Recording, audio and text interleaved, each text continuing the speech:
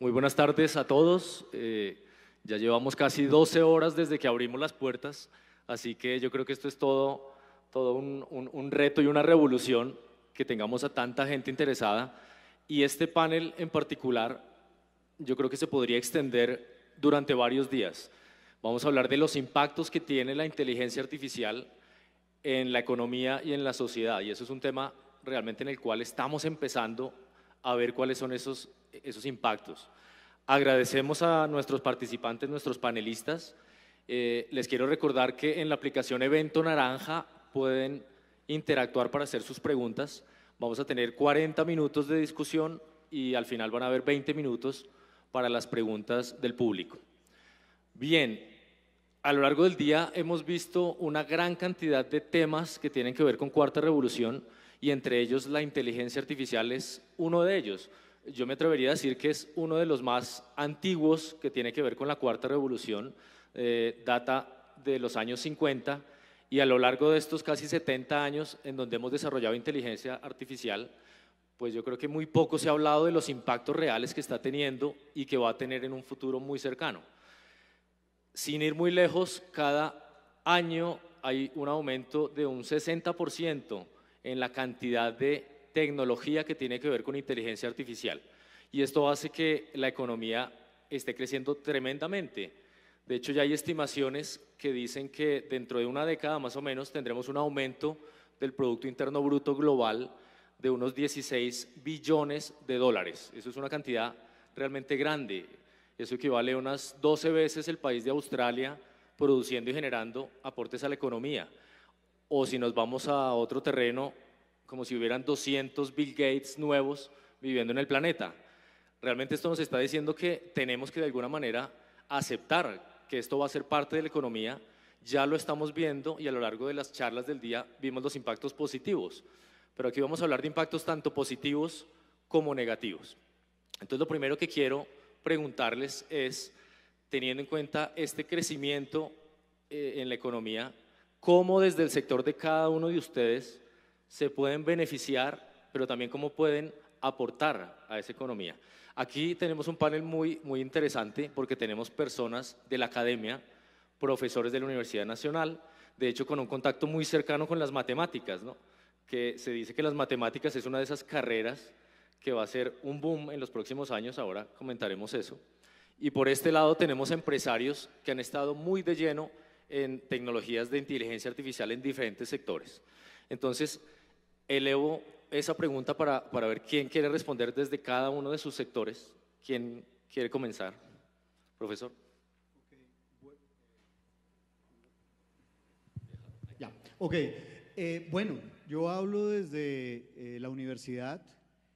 Me parece que la función de la universidad es clave.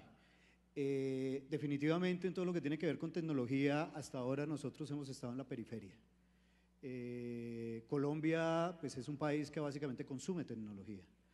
Me parece que la universidad tiene una gran responsabilidad como generadora de conocimiento y es algo que ha empezado a cambiar. La universidad, la academia en el país ha venido cambiando lentamente, pero de manera sostenida. Las capacidades hoy en día en el país, si las comparamos con unos años atrás, son mucho mayores. Tenemos hoy en día programas de doctorado, donde formamos capital humano que es competitivo con lo que está pasando en el mundo, pero eso todavía no es suficiente. Hay una gran función de la universidad para asimilar todo esto que nos está llegando de fuera.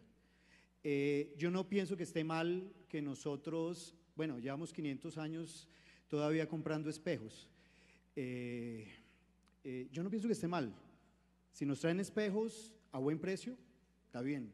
Pero yo pienso que tenemos primero que entender bien qué es eso que nos están vendiendo y también es una función fundamental de la universidad. Es decir, tenemos que tener conocimiento que nos permita comprar esta tecnología, usar esta tecnología, pero sabiendo qué hay dentro y sabiendo cómo funciona, no como cajas negras. Entonces también esa es una función de la universidad. Y el siguiente elemento es la formación de capital humano. ¿Y cómo dentro de la academia podemos hacer para de alguna manera salir de esa burbuja, de esas cuatro paredes, ¿Ustedes lo están haciendo a nivel de formación a los estudiantes? O sea, ¿qué está cambiando en la forma de enseñarle a los estudiantes para asumir ese reto de que estamos impactando desde la academia también en la sociedad en un futuro cercano o lejano? Bueno, una de las cosas que nosotros en la universidad estamos ahora trabajando es la formación por proyectos. O sea, uno tiene que mostrarle a los estudiantes que los conocimientos no son solamente cosas que se les van a quedar en la cabeza como algo que es información y ya, sino que ese conocimiento tiene que ser aplicado. Tienen que ser capaces de resolver problemas. Entonces los estamos enfocando a que resuelvan problemas, que sean inteligentes. Como comentábamos ahorita, es eso, la inteligencia artificial es la capacidad de resolver problemas. Nosotros queremos que los muchachos aprendan a resolver problemas. Toda la educación también se ha movido mucho a lo de competencias. Yo creo que muchos han escuchado eso, que adquieran esas competencias, pero la competencia más importante que nosotros queremos formar en los estudiantes ahora es que sean capaces de resolver problemas.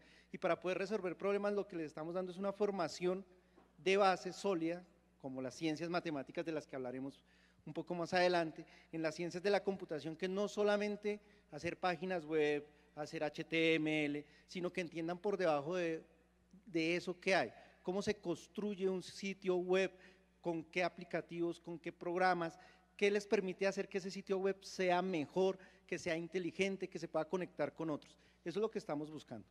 Muy bien. Y desde la empresa, ustedes que son empresarios, de alguna manera, ¿qué le pedirían a los académicos para que lo que ustedes están haciendo que impacta a la sociedad pueda darse con mayor eficacia, con mayor impulso?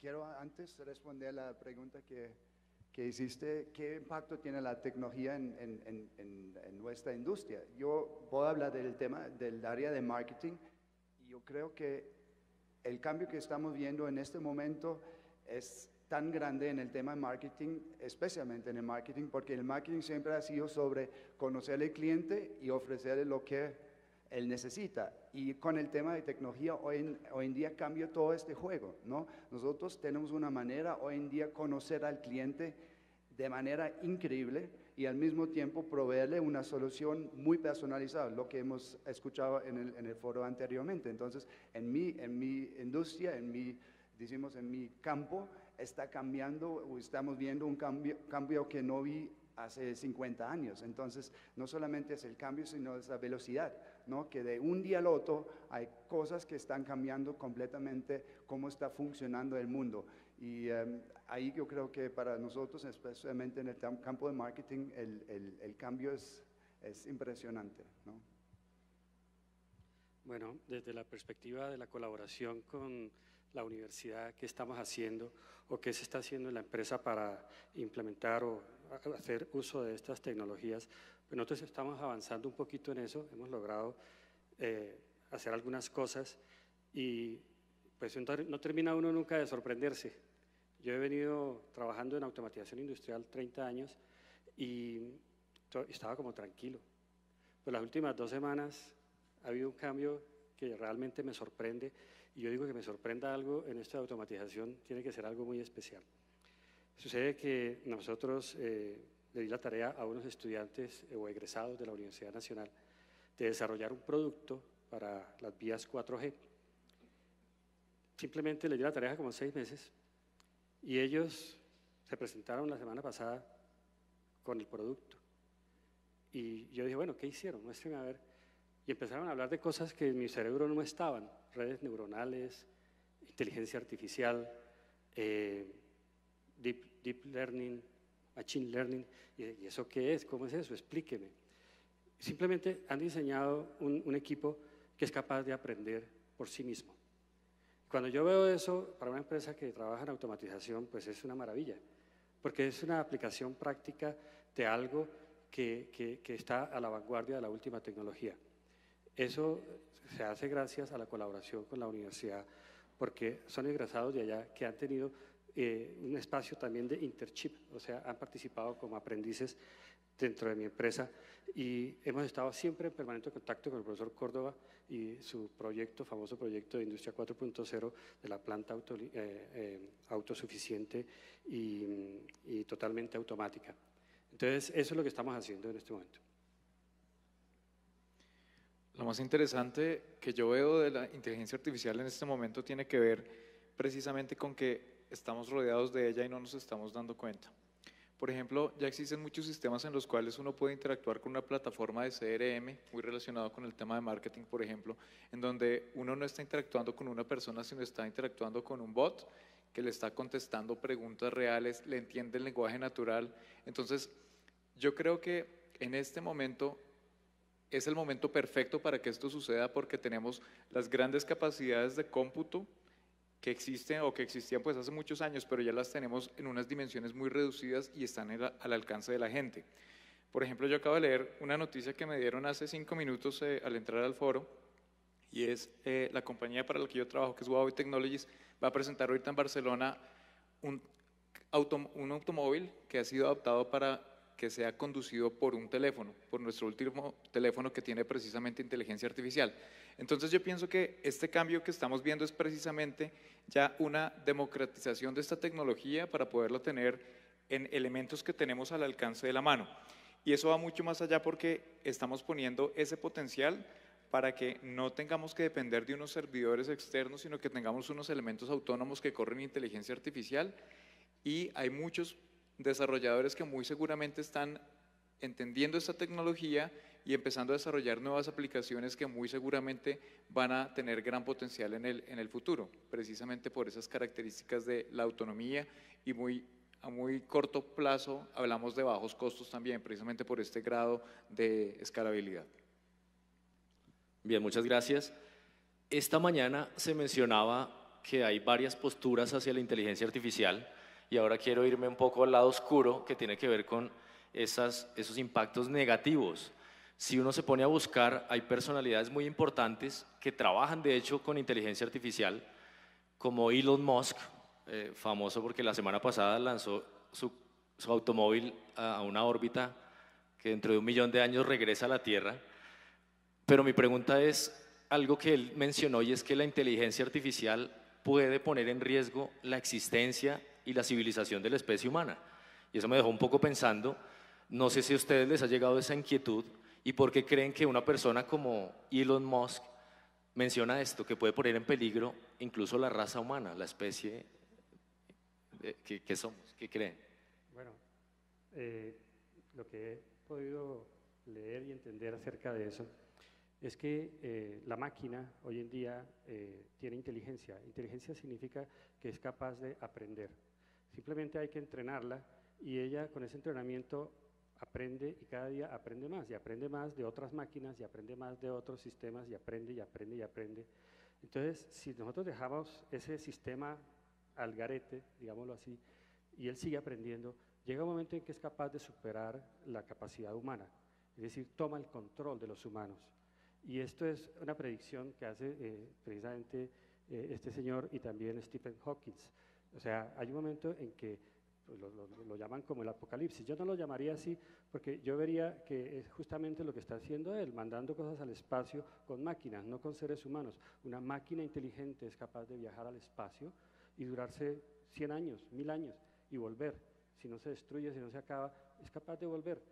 Pero un humano no tiene esa capacidad. Entonces, hay cosas buenas y hay cosas malas, pero la autodestrucción o el dominio de las máquinas sobre el ser humano ya no es una fantasía, es una realidad posible, y es una cuestión de ética de los fabricantes de máquinas, que tienen que controlar al robot para que éste no tenga sentimientos contra los humanos, para que no destruya al ser humano. ¿Sí? Pero es uno de los grandes peligros. Otro de los grandes peligros es en el tema financiero, en el tema económico. Hoy en día ya existen sistemas inteligentes que permiten estar mirando los datos permanentes de lo que ocurre en la bolsa, y pueden tomar el control y dar información en tiempo real y mucho más avanzado que cualquier análisis humano de lo que sucede en la bolsa, y predecir qué acción va a subir, qué acción va a caer. Y entonces, si alguien tiene ese poder, tiene la capacidad de enriquecerse muy fácilmente y perturbar cualquier sistema financiero. ¿Alguna otra? Ese es como de esos miedos que siempre existió cuando se introduce algo nuevo.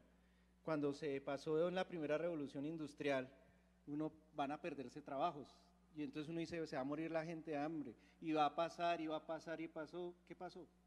Realmente no pasó eso. Lo que pasó es que se empiezan a mover las cosas hacia otros espectros. Vienen los robots y reemplazan, y entonces uno dice, se va a acabar la industria, se va a acabar. No pasó eso. Los que estaban trabajando se movieron a otro espacio. Lo que les hablaba de los caballos. Uno dice, habían muchísimos caballos, ahora hay poquitos, sí, muchos menos de los que había antes, pero esos caballos están mucho mejor de los que estaban antes. Entonces la cuestión es, ¿será que nosotros podremos ser muchos menos humanos, pero mucho mejor? ¿Qué tipo de sociedad de pronto nos estamos construyendo? Eso es lo que tenemos que pensar. Pero ¿será que las mismas dinámicas van haciendo que las cosas como que vayan y fluyan, o de verdad tenemos que estar prevenidos y hay que tomar conciencia sobre los peligros? Yo creo que sí. Sin embargo, efectivamente, digamos, hay como dos peligros de los que se habla. Uno es del que hablaba el profesor, que tiene que ver con, efectivamente, el nombre que le dan es la singularidad. El día que las máquinas nos sobrepasen en inteligencia y de ahí para adelante no sé qué pueda pasar. Yo particularmente siento que la singularidad está todavía muy lejos. ¿Sí? Lo que le digo a mis estudiantes cuando hablamos del tema es, a duras penas uno hace que funcione el sistema, y ahorita pensar que este sistema va a evolucionar y me va a esclavizar o controlar. No, yo pienso que todavía estamos lejos. Pero en el caso de Elon Musk tiene una preocupación más concreta que tiene que ver con el hecho del uso responsable de la tecnología.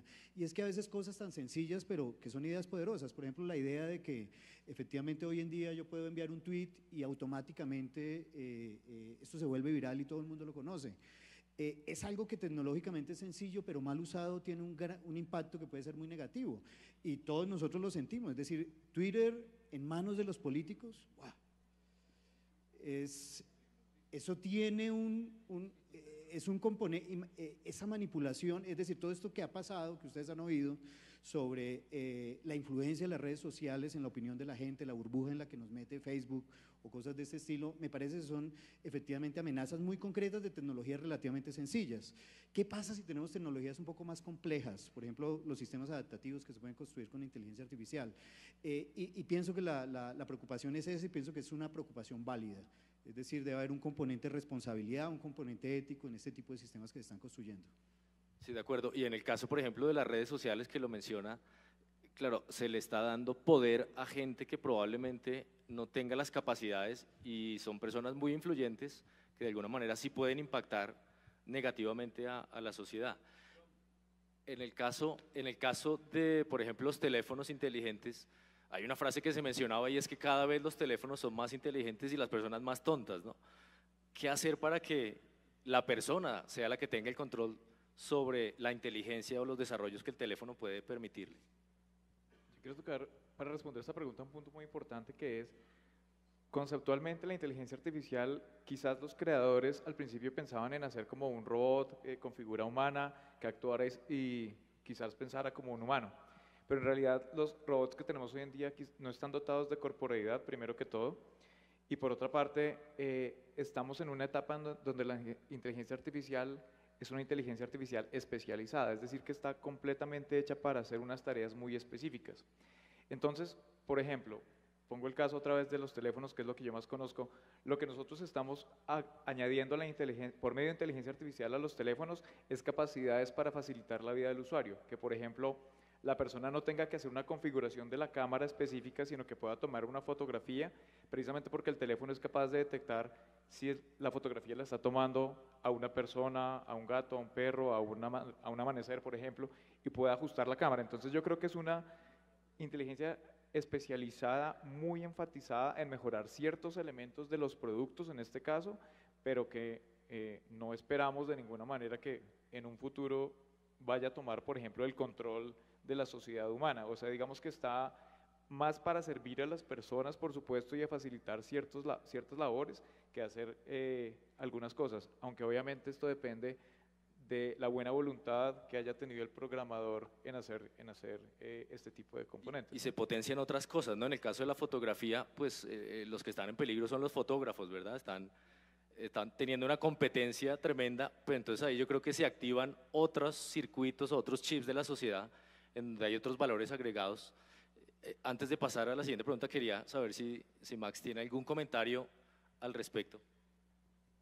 Sí, el tema del miedo, estoy muy de acuerdo contigo, que siempre ha sido este miedo que vamos a trabajos que vamos a ser reemplazados, nunca ocurrió. Nosotros nos adaptamos, ¿no? Y la tecnología está cambiando comportamientos y el comportamiento intrínsecamente, la palabra es que nos adaptamos a estos temas. Entonces tampoco me da miedo, yo creo que siempre hay como, sí, nuevos campos que van a ser como interesantes para como los que trabajan, ¿no? Pero hay un tema que es la dinámica. Otra vez, si tú dijiste a un taxista hace 5 años que de un día al otro su mundo va a cambiar completamente, él te va a decir, no, imposible, yo estoy con mi gremio desde 20 años, aquí no pasa nada. Y eso está pasando. Si tú dices a un Hilton hace 5 años que todo su modelo de negocio va a cambiar de un día al otro, realmente no de un año a otro, de un día al otro, también te van a decir, no, imposible, tienes que comprar el lote, eso es un proceso de crear un hotel, ha sido un proceso de 2, 3 años de planeación. Y viene uno, en este caso Airbnb, y de un día al otro está cambiando todo tu mundo. Yo creo que eso es lo que está pasando en este momento y hay impactos, no quiero decir que para algunos es muy fuerte el impacto, pero como digo, se van adaptando con el tiempo y yo creo que no vamos a tener esta velocidad todo el tiempo. Se va en un momento, otra vez vamos a normalizar el ritmo un poco, ¿no? Porque el ritmo es realmente estresante. Como es empresario, es súper, son oportunidades, todos los días hay nuevas oportunidades, pero como ser humano, mega estresante, ¿no? Siempre adaptarse, siempre aprender nuevas cosas, yo creo no vamos a continuar de este ritmo. Eso, ¿no? ¿Me puedo agregar una Claro que cosita sí. sobre el uso, como decía Fabio, el uso responsable y lo que decías tú de que los usuarios se han vuelto más brutos, menos inteligentes y que los aparatos más inteligentes? Es que el problema es que estamos metiendo a la gente en un mar de información de la cual ahora las personas no tienen la capacidad de procesar toda esa información. Miles de mensajes en Facebook, miles de tweets, miles de noticias, cuando uno no tiene tiempo para leer todo, ¿qué es lo que hace? Solamente, por ejemplo, cuando leen el periódico, miran el título de la noticia y con eso creen que ya quedaron informados. Ese es el cambio que hay que dar y la inteligencia artificial debe ayudar en eso, a filtrar un poco tanta basura, porque es basura digital lo que le llega a uno en los tweets, en WhatsApp, que el mensaje de no sé qué, los otros están haciendo no sé qué, bla, bla, bla. Nos tiene que ayudar es a filtrar para que llegue la información, digamos, más pura, más limpia, que nosotros podamos entender de mejor manera. Sí, de hecho los números son del orden de 2.500 millones de gigabytes de información diarios que se están generando y eso pues no hay persona que lo procese, ¿no? O sea, necesitamos realmente algoritmos inteligentes que lo hagan. Se ha mencionado algo a lo largo de todo el día que tiene que ver con los procesos y la manufactura, la fábrica 4.0. Y eso hace pensar pues que los primeros que pueden estar en peligro de perder sus puestos de trabajo sean los que están desarrollando mano de obra en las fábricas, en las empresas, en las industrias. De hecho ya desde el 2013 se pronosticaba que en Estados Unidos un 47% de los puestos de trabajo se podían perder por culpa de la cuarta revolución industrial. Yo quiero que ustedes se pongan en el papel de alguien de esos sectores que viene y les dice, mire, ¿yo qué puedo hacer? O sea, yo sé trabajar en esta fábrica, hago esta mano de obra, ¿cómo puedo yo integrarme a esa revolución? Y claro, esas personas tienen miedo. ¿Cuál sería el mensaje desde la empresa y desde la academia para esa persona con esos miedos obviamente fundamentados? Bueno, ¿aló? Bueno, yo he visto cosas alarmistas como esa. Hace tiempos empezábamos hablando de que llegaron los robots y los robots iban a desplazar, que la automatización iba a desplazar la gente, que la gente iba a quedar sin trabajo y demás. Lo único que se ha logrado en todo este tiempo es hacer que la gente tenga un trabajo más confortable, un trabajo más agradable y un trabajo menos duro. Yo conocí muy al principio en la empresa de licores, una persona que estaba viendo si había un mugre en las botellas de licor y era todo el día mirando y pasando botellas y pasando botellas. Yo no sé qué pensaba ese señor cuando dormía o qué soñaba cuando dormía, pero era su trabajo, 8 horas diarias. Hoy en día hay inspectores que están mirando eso y no se necesita el trabajo de este individuo. Eso fue como un cambio en la automatización que hace la vida mejor. En este tema, pues simplemente lo que uno está observando es que van a cambiar los roles, ¿sí? Y se necesita gente con otras capacidades. Si antes había que echar pico y pala y ahora lo hace una máquina, pues hay quien necesita manejar la máquina. Y si hoy es la máquina la que hace eso y de pronto lo hace autónomo, hay quien programa la máquina. Y si hay quien programa la máquina, siempre habrá una escala superior de trabajo que permite que la gente esté en labores mucho más inteligentes, mucho más capaces y simplemente, pues sí, el que no se preocupa de adaptarse a las nuevas tecnologías, hablando simplemente de cosas técnicas, pero en la medicina, en el derecho, en la economía, van a existir estos cambios. Entonces las personas se tienen que adaptar al nuevo trabajo. ¿Qué opinión tienen desde la academia? ¿Cómo enfrentar esta situación? Bueno, no, yo sí creo que es un riesgo grande. Es factible que se dé una dinámica análoga, pero tal vez la escala va a ser mucho más grande. Muchos, digamos, de los trabajos hoy en día, bueno, al menos en sociedades desarrolladas, tienen que ver con gestión de información y efectivamente estos son trabajos de los cuales se puede prescindir. Si yo me pongo en la posición de padre de aconsejar a mi hijo adolescente qué estudiar, yo no la tengo muy clara. Ingeniería de sistemas, no es fácil porque no va a querer hacer lo que hace el papá, pero podría ser una posibilidad, pero aún ni siquiera. Yo pienso que los ingenieros de sistemas hoy en día principalmente hacen desarrollo de software. Desarrollo de software es algo que eventualmente también se va a poder prescindir. Entonces, yo siento que no es muy claro, que seguramente lo que se va, tal vez lo comentaba en el panel pasado, lo que se necesita es formar personas que sean muy flexibles, con mucha capacidad de aprender por sí solos y que se puedan adaptar a las condiciones cambiantes. Entonces, me parece que efectivamente sí es un problema y que tal vez lo que hoy en día estamos haciendo, por ejemplo, desde la universidad, la forma como estamos formando a los profesionales de una manera tradicional, no es la forma adecuada que tenemos que pensar cómo hacerlo mejor. Desde la industria vemos que es necesario hacer un cambio entendiendo que los trabajos del futuro van a cambiar, es necesario entender que hay que crear nuevas formas de educar a la gente.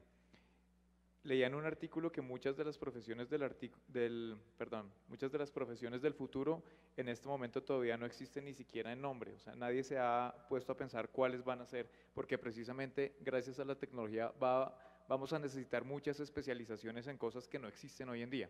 Entonces, muy seguramente es un cambio gradual que tiene que dar la sociedad para poder adaptarse como grupo a esas nuevas tecnologías.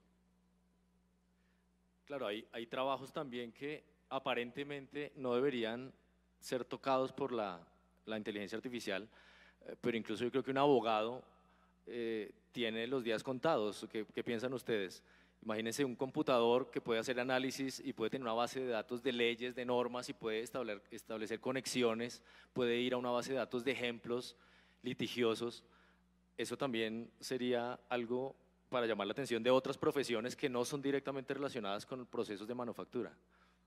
Sí, yo creo que hay industrias que también tienen que adaptarse. Un ejemplo bueno que me gusta mucho es una fábrica, una empresa de aspiradoras, ¿no? Es un negocio muy tradicional y hay una aspiradora en Estados Unidos que son estos que hacen limpia tu casa automáticamente, ¿no? Los iRobots.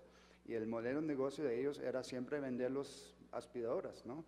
Y hoy en día ya están vendiendo los datos porque se dan cuenta que todo el día el aspirador está limpiando la casa, está colectando datos de millones de casas y obviamente están vendiendo estos datos a empresas como IKEA para que ellos puedan mejor planear su estrategia de producto, ¿no? O estas cosas como el iFit, ¿no? Anteriormente, para saber cómo duermen las personas, ellos vendieron solamente estos Fitbits para que uno pueda hacer deporte, para que tenga alguna manera de medir su desempeño. Obviamente, estos datos que son de billones de personas, esos son datos que son increíblemente valiosos. Entonces, yo creo que hay muchas industrias que aún no han pensado outside the box para también, decimos, ser parte de la economía digital, aunque no son digital a primera vista, ¿no? Y yo creo que un abogado es un buen ejemplo. Obviamente va a ser reemplazado por una máquina de pronto, pero también esta inteligencia que tiene él lo puede utilizar para monetizar por otro lado. Entonces yo creo que es más como pensar outside the box. También nosotros somos físicos, lo más que hablamos de digital, tenemos necesidades físicas, vamos a comer, la logística de los bienes deben moverse de manera física, no es que todo va a ser digital, ¿no? Nosotros todavía vivimos y nos movimos y bebemos y tomamos y comemos, entonces también todo va a mover y va a moverse digital, pero muchos de los... ¿Y será que como pasa ahora, por ejemplo, el trabajo artesanal tendrá incluso más valor agregado? Porque ahora mismo, pues en la primera, segunda, tercera revolución industrial, nos mantenemos con una gran cantidad de procesos artesanales y eso como que cada vez tiene un valor agregado más importante. Eso quiere decir que para esas personas, pues puede haber buenas posibilidades de que sigan aumentando probablemente sus recursos o sus ingresos porque están haciendo un trabajo que ya cada vez es más escaso. Sí, claro, va a tener una contratendencia, como siempre, con todo, que ya somos cansados, que todo es digital, que vamos a hacer más y más necesidad por lo físico. Yo creo que eso vamos a ver en algunos años que ya no queremos ser conectados todo el día, estresados, y eso es como una predicción que seguramente por ser humano vamos a ver y vamos a vivir. Sí, ahora de hecho ya hay clínicas de desintoxicación tecnológica, ¿no? Donde te aíslan completamente y te llevan pues a la edad de las cavernas, donde no tienen ningún electrodoméstico. Una visión optimista de este asunto que estamos discutiendo de la pérdida de trabajo es que por otro lado vamos a necesitar menos tiempo para hacer una cantidad de actividades y eso va a hacer que probablemente en el futuro la gente tenga muchísimo más tiempo libre. Se estima que probablemente trabajemos 2 horas diarias y claro, el resto del día ¿qué vamos a hacer? Y eso es una preocupación también. Hay mucha gente que dice, bueno, esto lo que va a hacer es que se promuevan otras disciplinas. Las ciencias humanas, por ejemplo, pueden tener un florecimiento tremendo como en el Renacimiento y eso hace que haya gente que se pueda dedicar a la pintura, a todos esos hobbies que tenía ocultos los profesores, pues a de pronto investigar un poco más, pero no sé qué opinión tienen sobre, ¿será que eso también va a ser una preocupación? ¿En qué nos vamos a dedicar en el tiempo libre que las máquinas están trabajando? Voy a hacer un comentario. Cuando salieron los teléfonos móviles, creíamos que íbamos a estar más conectados, pero que lo íbamos a usar menos. Ahora lo usamos más que cualquier otra cosa. Cuando salió el correo electrónico, creímos que íbamos a comunicarnos con menos regularidad porque eran asíncronos.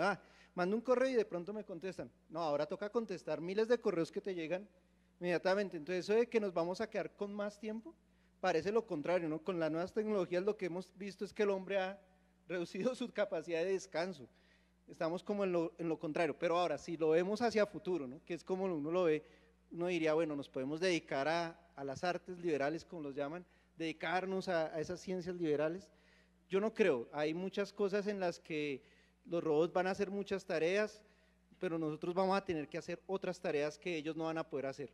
Hasta que vuelvan y construyamos unos robots que hagan esas otras tareas, nosotros nos inventaremos unas nuevas tareas. Siempre estamos moviéndonos, esa es la capacidad del ingenio humano, nos estamos moviendo de un punto a otro, de un punto a otro. Cuando nos alcanzamos nosotros mismos, ya estamos en otro punto. Okay. Yo quisiera agregar sobre la pregunta que hiciste de los abogados, porque es que tengo entendido, por ejemplo, IBM desarrolló este computador Watson y le metieron una gran cantidad de datos acerca de la medicina, el cáncer, la oncología, y llegaron y hicieron un experimento práctico. Le dieron unos diagnósticos a unos médicos y se los dieron también al computador, y el computador ya había aprendido toda la historia de las bases de datos que tenía el hospital, y el computador las da con un 99% de certeza, casi no falla, lo mismo que los médicos. O sea, ya el computador reemplazaba el diagnóstico de los médicos con una facilidad impresionante. Entonces, eso mismo que hicieron con esos computadores, lo pueden hacer con la información que existe en los códigos, en las leyes, en los diferentes sistemas de la ley colombiana o del mundo, y sencillamente un computador sin sentimientos puede dar un dictamen, dar un fallo y reemplazar estas personas.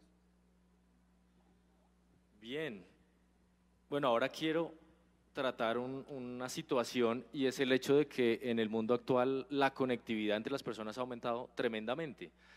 y eso es algo que yo creo que no se pronosticaba en el pasado.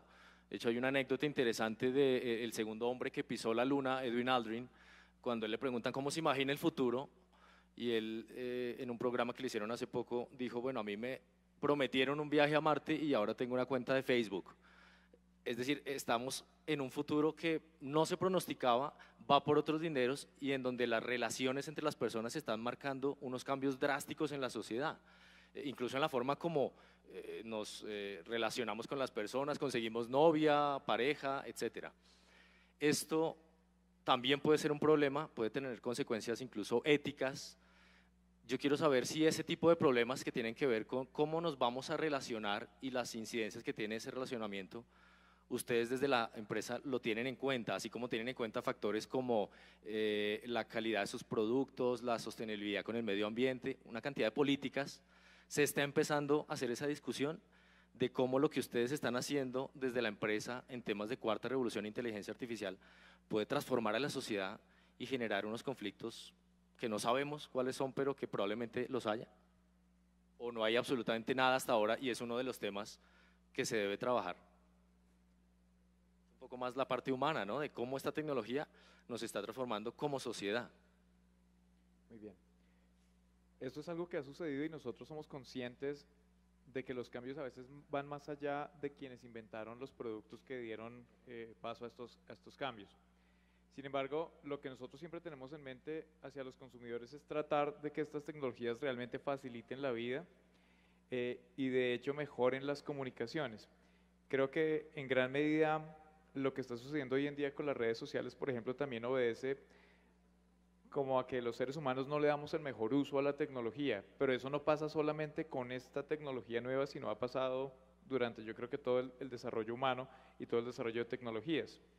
Ahorita, por ejemplo, también tenemos debates sobre armas, con lo que está sucediendo en Estados Unidos, estas tecnologías que inventamos para matarnos hace muchos años, y pienso que en realidad las tecnologías tienen que ver mucho con el uso que nosotros les damos. Entonces, desde nuestro punto de vista como fabricantes de telecomunicaciones, lo que hemos siempre tratado es de unir a las personas, de facilitar o minimizar esas barreras de comunicación que hay entre ellos, pero obviamente del lado de cualquier tecnología siempre hay unos efectos colaterales que es muy difícil de vislumbrar. ¿Alguna otra por acá? Luego voy aquí a la parte académica. En el caso que nos ocupa a nosotros principalmente es con los robots, ¿sí? Pues los robots que han salido pues no son de inteligencia artificial, pero los últimos que están llegando ya tienen inteligencia artificial. Entonces ya el hombre debe acostumbrarse poco a poco a ir interactuando con otro colega que ya no es un ser humano, sino que es una máquina. ¿Y cómo es la relación con mi máquina de al lado, que es colaborador mío y que vamos a hacer las cosas juntos? ¿Sí? Ese me parece a mí un reto bastante importante, porque es un cambio cultural profundo en la forma como nosotros interactuamos. Ciencias ciberhumanas, ¿no? Ya tenemos que tener en cuenta ese nuevo actor en el relacionamiento de los seres humanos. En mi empresa no producimos, hacemos cosas que yo veo que pueden ser un peligro en el futuro. En general yo veo muy complicado predecir el futuro porque siempre lo hacemos de nuestro punto de vista hacia el futuro y no miramos lo que va a pasar como al lado de nosotros y claro, yo siempre pienso vamos a tener un futuro en donde nos movemos por dones, pero al mismo tiempo de pronto en el futuro ya no tenemos que movernos tanto como nos movemos hoy porque trabajamos desde casa. Acabo de leer hoy un artículo que cómo va supuestamente cambiar el tema de finca raíz en el futuro, porque cuando ya trabajas de la casa ya no importa dónde vives, entonces ya no importa si tú vives cerca de una estación de metro o no, entonces están diciendo que el mercado del finca raíz se va a caer en 20, 30 años. Yo no tengo idea y no quiero y no puedo como predecir el futuro. Yo creo que estoy de acuerdo contigo si nosotros los seres humanos mismos, si nos adaptamos bien y seguimos ser responsables, no deberíamos tener los problemas que muchos están como preveniendo. Yo creo que depende de nosotros si somos suficientemente inteligentes que no permitimos que eso va a pasar. Entonces no quiero como hacer una apuesta en el futuro, porque es imposible. Justamente la visión tampoco es alarmista, ¿no? Todo esto puede dar lugar a mejores relaciones entre las personas, mejores relaciones personas-máquinas, etcétera. O sea, no está ni bien ni mal, sino es simplemente algo pues, que va a cambiar las formas normales de relacionamiento. Y bueno, y desde la academia también es interesante cómo a lo largo de la historia hay muchísimos desarrollos que se han hecho, pero yo creo que la labor del científico, del investigador, pues no es que se limite, sino que en gran parte está dada por un interés, por una curiosidad, por una relación con el conocimiento y el entendimiento de la naturaleza. Pero ustedes también se ponen a pensar en esas consecuencias que pueden tener estos desarrollos académicos, científicos, dentro de 50 años. Sí y no. Es decir, yo pienso que hay que reconocer que nuestra preocupación fundamental es sobre resolver los problemas técnicos, pero definitivamente el tema del impacto es algo que nos debería preocupar mucho más. Y yo no siento que efectivamente haya una tecnología que sea inocua. Yo no siento que haya una tecnología que uno pueda decir esto no va a tener un impacto negativo porque es muy difícil preverlo. Por ejemplo, marketing. Marketing puede ser muy peligroso. Fíjense que una cosa que se ve tan interesante, tan positiva, el hecho de que yo puedo hacer marketing personalizado, es decir, darle a las personas lo que les interesa, es entre otras lo que ha permitido fenómenos como lo que pasó en Estados Unidos y donde a Facebook lo están culpando directamente de esa burbuja en la cual se metió a cada uno. Por un lado, los conservadores, porque no solamente, claro, la idea es darles lo que les interesa. Entonces a un conservador todavía le doy más noticias conservadoras y al liberal le doy noticias liberales, y el conservador está convencido de que el mundo funciona como lo dicen todas sus noticias conservadoras y el liberal como todas sus noticias liberales. Y eso tiene unas implicaciones grandísimas. Algo que viene de una idea muy sencilla, es decir, es bueno darle a la gente lo que le gusta y lo que les interesa. Entonces, y además el marketing está ahí debajo. Es decir, el negocio de Facebook, el negocio de Google es marketing fundamentalmente, es publicidad. Algo tan inocuo puede tener implicaciones muy fuertes. Yo pienso que no hay tecnología que podamos decir que es inocua y esa discusión debería darse. Desafortunadamente no se da, siento yo, suficientemente ni en la academia ni en la industria. Bien, vamos entonces a dar paso a la sesión para las preguntas del público. Acá tengo un listado bastante amplio de preguntas. Algunas ya más o menos se han respondido, pero me voy a ir a algunas que tienen que ver con cómo afectará la inteligencia artificial a un tema tan importante para el país como es la educación. Ya se habló algo en el panel anterior, pero me gustaría también, desde específicamente la inteligencia artificial, cómo podemos tener un impacto positivo en la educación. ¿Alguno que se lance? No, pues, evidentemente la inteligencia artificial, si nosotros tenemos un computador que ha aprendido, que continuamente está aprendiendo y se le enseñan formas de educar, pues nosotros podríamos llegar a tener cosas que yo ya he visto. Yo estuve en la feria de Hannover en Alemania y hay sistemas de aprendizaje que son unos módulos donde el computador dirige al aprendiz y le va enseñando qué hacer, y el aprendiz de repente dice, bueno, tengo que coger un destornillador y pon la mano en el destornillador equivocado, el sistema le va diciendo, está equivocado, tiene que coger el otro. Y así puede ir aprendiendo sistemas de ensamble o sistemas de trabajo o sistemas de operaciones donde es dirigido por la inteligencia artificial. Ese sistema es un sistema de Industria 4.0 que elaboró una empresa y son cosas que se vienen. Entonces yo creo que si el país tuviera una voluntad real de introducirse en eso, pues tendría que empezar a crear formas de promover esto. Digamos que en esa línea, ¿no? Los tutores inteligentes, los que pueden ver las debilidades y fortalezas de un estudiante. Hablemos de las inteligencias múltiples de Gartner. Si uno ve que es un niño que le gusta más lo físico y que tiene una capacidad de aprender más por ahí, uno podría hacerle un proceso de aprendizaje y de enseñanza acorde a él. Pero nuestro sistema educativo no permite eso. ¿Cuántos estudiantes tenemos nosotros, por ejemplo, en la Universidad Nacional en un curso? ¿30? ¿Cómo podemos nosotros hacer una personalización? ¿Cómo pueden los colegios distritales, que lo voy a poner, 40, 50 niños ahí, para que cada niño pueda aprender? La inteligencia artificial podría dar eso. Y el concepto de darle una tableta a cada niño y que tuviera un tutor que lo pudiera guiar, y potenciarlo, sería el impacto más grande en la educación. Y justamente yo creo que en este momento en que vivimos estamos como en un punto de inflexión, porque muchos profesores pues obviamente no crecieron en la época digital, están acostumbrados a los viejos métodos de enseñanza y ya las nuevas generaciones pues ya para ellos es algo común del día a día. Yo creo que también tenemos que educarnos nosotros como profesores en esas técnicas y esas herramientas que tenemos en la inteligencia artificial y cómo aplicarlas para los niños que ya viven en ese ambiente, ya están inmersos en él, porque ya son prácticamente nativos del mundo digital. Totalmente de acuerdo, totalmente de acuerdo. Yo pienso que el impacto potencial es grandísimo. Paradójicamente, la educación ha sido un sector donde efectivamente no se han dado transformaciones tan grandes como se han dado en otros sectores. Yo en estos últimos días trato de concientizarme y le digo a mis alumnos, nosotros en la universidad somos Blockbuster esperando que nos llegue Netflix.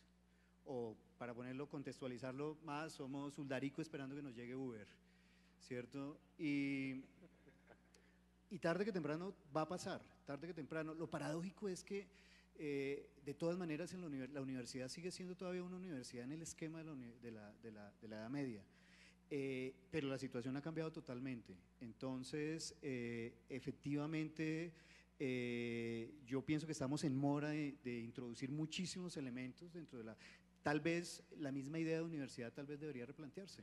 Es decir, en la época en que yo era estudiante en la Universidad Nacional, en los 80s, a finales de los 80s, que se hablaba de inteligencia artificial, que desde esa época, por cierto, se hablaba de que los sistemas expertos iban a reemplazar los abogados, no los reemplazaron, ¿sí? Entonces, quién sabe si en esta vuelta sea, de pronto no.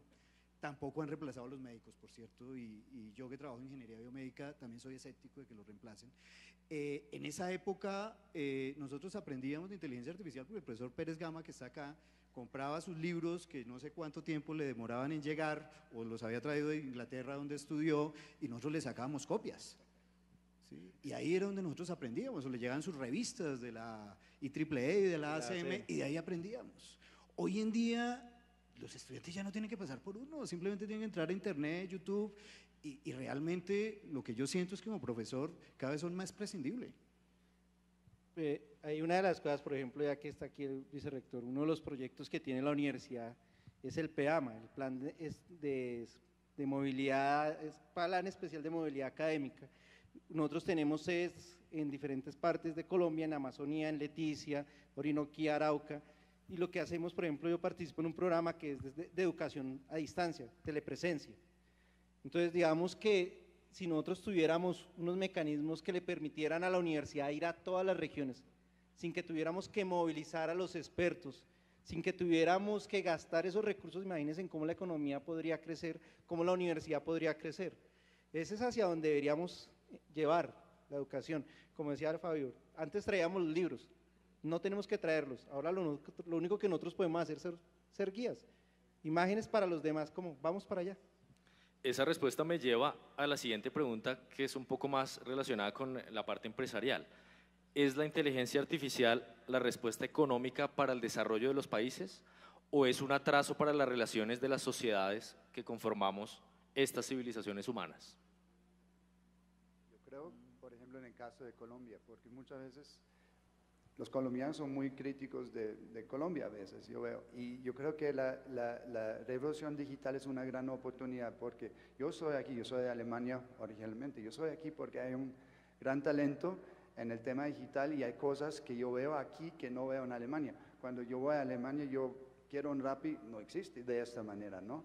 El tema de apps aquí, Colombia ha sido para mí un pionero en el tema de apps.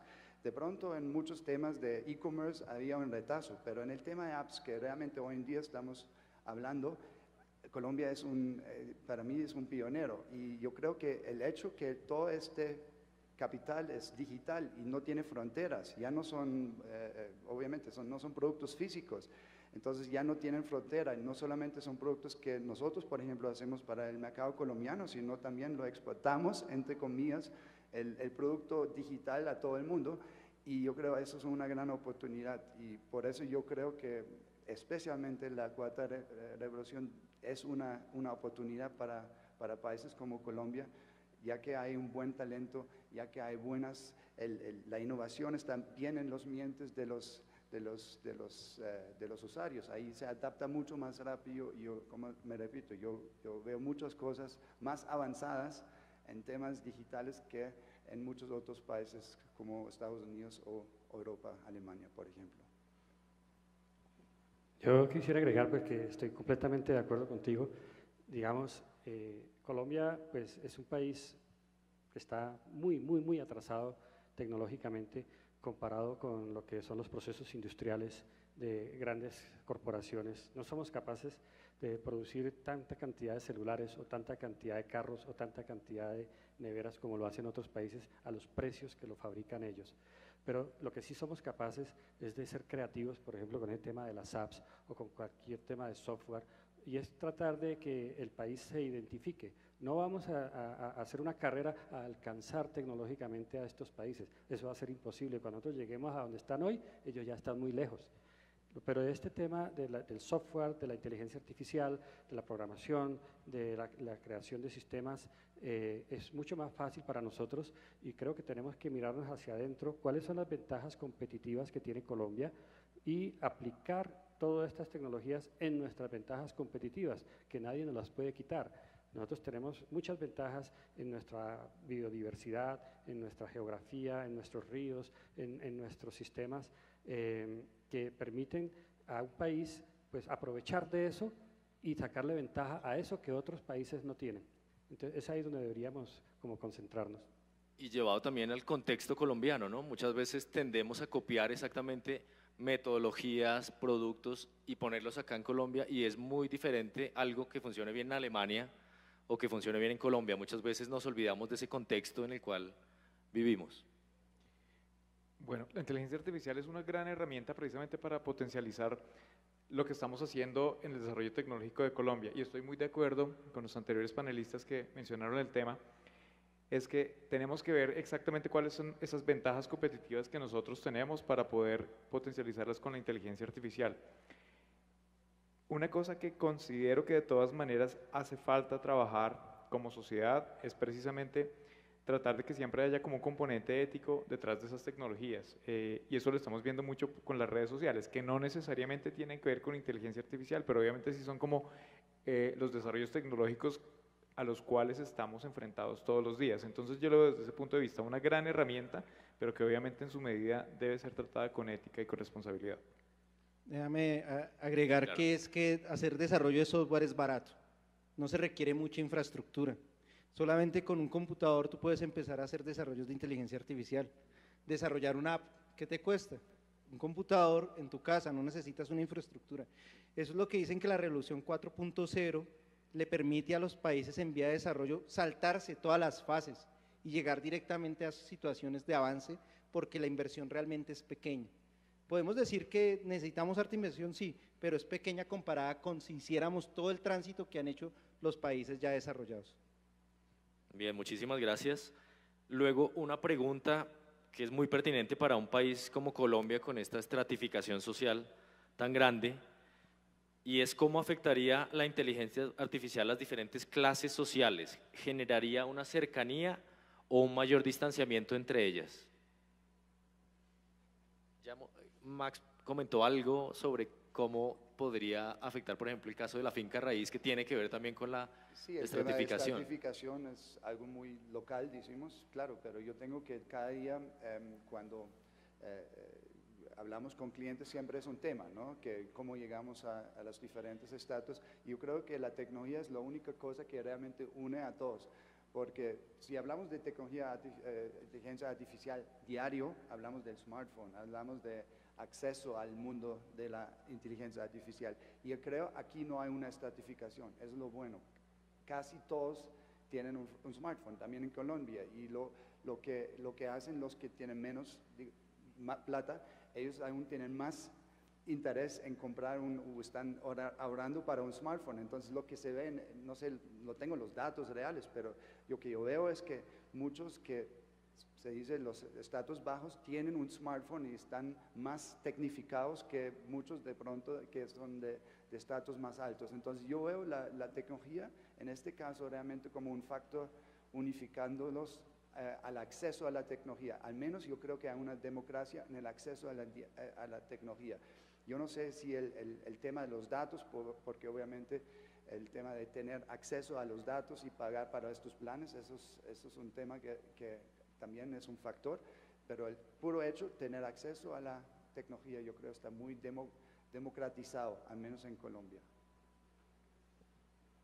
Bueno, precisamente yo quiero contarles algo como desde el punto de vista de la industria de la telefonía móvil, es que normalmente nosotros vemos que los mayores desarrollos, y en este caso particular la inteligencia artificial, salen como en los teléfonos de la gama más premium, que son donde obviamente las marcas como nosotros hacemos las mayores inversiones en desarrollos, en investigación y desarrollo para poder lograr esas tecnologías. Pero lo más interesante de esto es que ese teléfono que hoy es quizás el más costoso que tiene la marca, muy seguramente en 1 o 2 años esta tecnología se va permeando a otras gamas y vamos a tener esa tecnología disponible en equipos que sean mucho más accesibles para la gente. Entonces, finalmente creo que vamos por buen camino de democratizar la inteligencia artificial, al menos desde el punto de vista desde nuestra industria. A mí lo que me preocupa es lo que está pasando en Estados Unidos con la ley de neutralidad cero de la Internet, que ya van a empezar a decir, si tú tienes tu pequeña empresa y tienes tu página, pues te va a costar más si quieres que seas más visible. Entonces vamos a tener problemas en esa dirección, más que lo de la inteligencia artificial, es más las regulaciones políticas que nosotros mismos le vamos a imponer. Entonces, eso es como lo preocupante en este momento. También porque esa democratización cada vez es menos democrática, ¿no? Incluso en el mercadeo en Facebook, pues si tú quieres publicitar más y llegar a más gente, pues ya tienes que pagar. O sea, realmente al comienzo sí nos lo vendieron como algo que nos permitía llegar a todos los sitios y estar conectados completamente, pero ahora también se están generando círculos en donde solamente algunos pueden acceder a esos beneficios que está dando la inteligencia artificial. De acuerdo. Yo pienso que el tema de la brecha es algo que hay que estudiar más. Esto está cambiando muy rápido, pero sí hay estudios que muestran que, por ejemplo, en países como Colombia, la brecha, contrario a lo que podría creer, con el desarrollo tecnológico se ha ahondado, y no necesariamente esa democratización que efectivamente uno ve como obvia por tener acceso a este tipo de tecnologías ha ayudado a cerrarla. Pero eso está cambiando rápidamente, es decir, es muy factible que con el hecho de que ahorita efectivamente hay un acceso democrático a Internet que antes no lo había, a través de los smartphones, esa situación está cambiando, pero pienso que necesita estudiar más. No necesariamente que la gente tenga acceso a la tecnología significa que eso esté impactando positivamente su calidad de vida. Entonces, yo pienso que eso es algo que hay que estudiarlo. Tú lo mencionabas antes, la relevancia de las humanidades, y pienso que en este momento es donde efectivamente se necesita gente de humanidades tratando de estudiar esos fenómenos y entendiendo exactamente qué es lo que está pasando. Bien. Sin ir muy lejos, ahorita que yo estoy en el programa PEAMA en Leticia, la conectividad en Leticia es pésima. Y las comunidades, yo hablaba con miembros de unas comunidades, con un muchacho de la comunidad Yacuna, y él, por ejemplo, ni siquiera entendía bien el español. Y yo le decía, ahora tienes que conectarte a internet, tienes que bajar estos documentos porque vamos a programar en este lenguaje que está en inglés.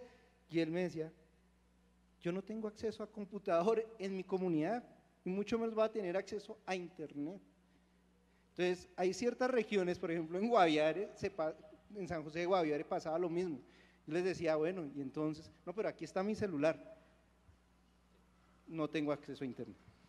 Bien, bueno, ya ahora estamos terminando, lamentablemente. Quiero, como última pregunta, que un representante del sector empresarial y un representante de la academia la respondan. Ahora que estamos en época electoral, entonces vamos a suponer que ustedes son los candidatos y aquí todos de alguna u otra manera defendemos a la cuarta revolución industrial y la inteligencia artificial, y estamos aquí ante unos electores que no van a votar por nosotros porque no creen en esas tecnologías y en la importancia que pueden tener para un país como Colombia. Un representante de la academia que nos convenza con algo muy cortito de cuál es la importancia que tiene para un país como Colombia estos temas. Ok, efectivamente siento que la tecnología no es buena ni mala a priori, que depende del uso que se le dé.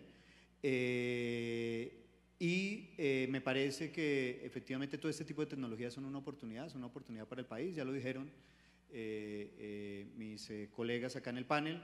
Eso eventualmente nos permitiría saltarnos tal vez algunos pasos, tal vez coger ese uso, ese tren del que hace rato nos quedamos a través de un atajo, y yo pienso que vale la pena intentarlo, a pesar de los riesgos que puedan haber, es una apuesta que vale la pena hacer.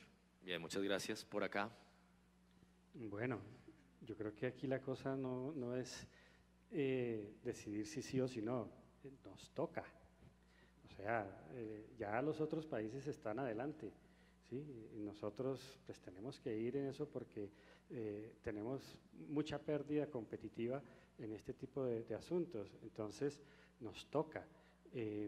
Países como Estados Unidos, Japón, Alemania, China, pues tienen sistemas de mercadeo con inteligencia artificial, con sus propios sistemas como Google, como, ¿cómo se llama este que tienen los chinos? Baidu, creo, y otros así. Entonces, ya ellos ya están metidos ahí, ¿sí? Y pues permitirnos nosotros el lujo de no entrar, no, nos toca.